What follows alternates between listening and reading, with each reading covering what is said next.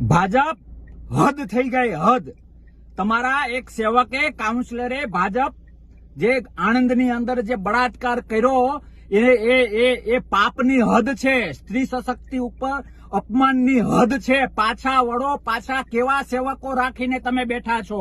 અરે રાવણ સારો હતો કે એને લક્ષ્મણ રેખા નહોતી ઓળંગી? તમારો આ સેવક દીપુ પ્રજાપતિ ઘરની અંદર જઈને એ દીકરી ઉપર, એ બેન ઉપર બળાત્કાર કરે છે. શરમ આવવી જોઈએ.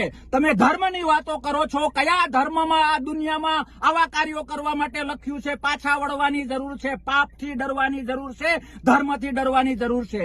એક બાજુ તમે સ્ત્રી સશક્તિકરણની વાતો કરો છો ને એક બાજુ તમારો જ સેવક આ ન કરવાના ધંધા કરે છે. ગુજરાત જવાબ માંગે છે, દેશ જવાબ માંગે છે કે તમારી સ્ત્રી સશક્તિકરણની વાતો ક્યાં ગઈ? પાછા વળો. આ કામ કરનારને સખતમાં સખત જો સજા ન મળી, તમારો ખોટો પાર્ટી